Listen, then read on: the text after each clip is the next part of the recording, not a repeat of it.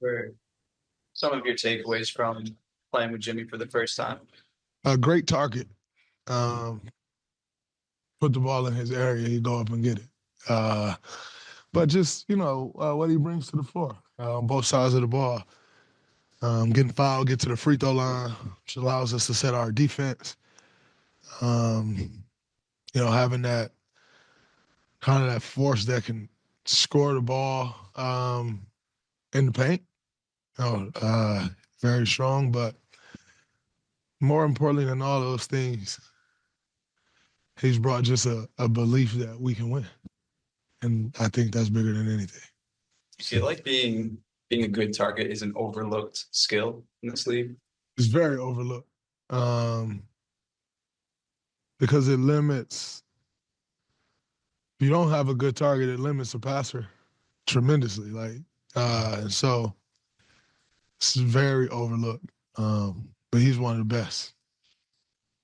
Basically called them opposite players, him and Jimmy, and how that is a good mix because of the different ways they go about it. I mean, just what's your perspective on the way those two seem to, mix? Yeah, no, they're definitely completely opposite players, which is great for us. What Steph doesn't do, Jimmy does all of that, and vice versa, and so, which will allow ultimately as we play more together, it will create a team that can beat you multiple different ways. But, not going to get ahead of ourselves. It all still got to come together. But we're excited about it. The small ball groups that he was a part of. It reminds you more of the small ball groups that we used to have because it's so much size and length, and so although you don't have a center out there, a proper center out there, when we had that group out there, still so much length and physicality that it doesn't quite appear that way, and it doesn't quite show as if you don't have a center out there. So it was good. It was good for us. It got us back in the game, and we were able to keep pushing. Steve described Jimmy's aura as almost like being like a lion. And then in that fourth quarter, when they called timeout, you guys were up, you immediately went to chest bump him. Like, you guys had so much energy. Do you feel like a different energy from him? 100%. And he's happy to be playing, so you got that. But like I said, also then just his force, is definitely different. We came in, we're down 16 and a half or something like that, 14 something.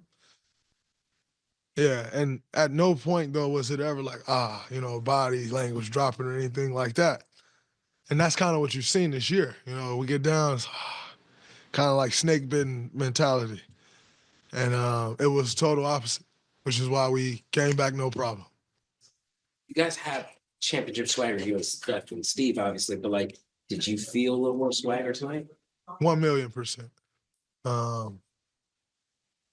Absolutely. I wouldn't necessarily say we have championship swagger. We have championship pedigree. The championship swagger is what we're trying to find again. Some of the passes that you sent to Jimmy, what'd you notice about his hands? It's almost like a receiver, like a contested pass. He told me, he said, if you just throw the ball up near me, I'll go get it. Don't worry about it. It's the last thing you got. You don't ever have to tell me again. He kicked my ass yesterday. He beat me 10 games to 5 yesterday. But it was fun. They were all close games. Pulled away a little bit at the end. But it was good. But I'll bounce back. It's good to just, obviously it'd be nice to have him in the Bay Area for the first time, but to have the stretch of road games with Jimmy, play dominoes, be in the plains like that, how good is that for him? It's huge for all of us to get the opportunity to know him. When you're home, it's just a lot tougher. When we get back home, I'm sure he'll be looking for places to stay and all. And so everything just gets a lot tougher. But in saying that, just starting off on this road trip, it's huge. And credit to Jimmy. I think today was the anniversary of his dad passing. And kind of full circle. Coming back here and, all of those emotions and just the way he handled it, status quo and push forward. So it's really good for us to kind of be in the middle or starting on this road trip where he's with us, and you're spending a ton of time together. You got Super Bowl tomorrow, you know, so it's really good. Got tomorrow. Well, um,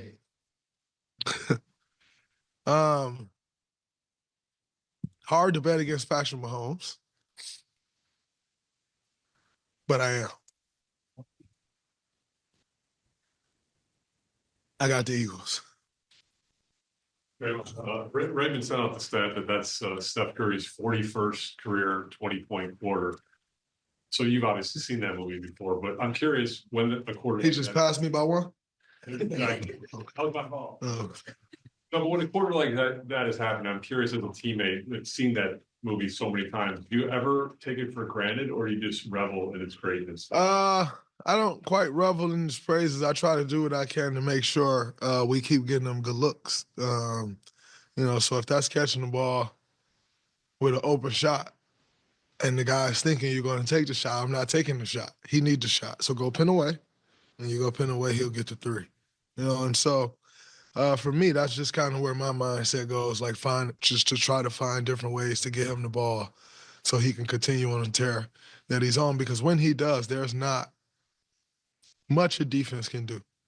You know, so I think, you know, the mindset just kind of shifts to, you know, do all that you can to find him and get him the ball. Whether that's go set a screen and he got the ball, whether that's away from the ball screen, whether that's catch the ball and send somebody else to set a screen. Just try to really be aware of where he is at all times during those moments. Do you feel that having a demoralizing effect on the opponent? Always. Always has, always will. You know, when Klay was here and would go on those tears, it was the same thing. Yes, he did. He had broke the record here. You know, so it's extremely demoralizing. And, you know, another thing, then everyone else can just get buckets off of everything that they do. Defense overreact, you hit a slip.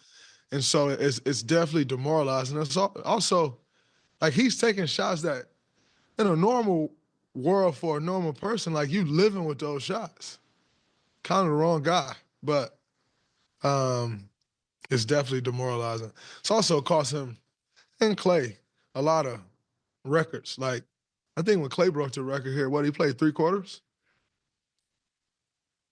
Like, you know, so, but Steph and Klay, when they go on those tears, though, like, we go up 20, 30, you know. You see a lot of guys around the league, when they doing their thing, they team up 4, and they just get to keep going. For us, we will always get taken out the game because you start blowing the team out when they go on the tears that they go on. So it's a little different.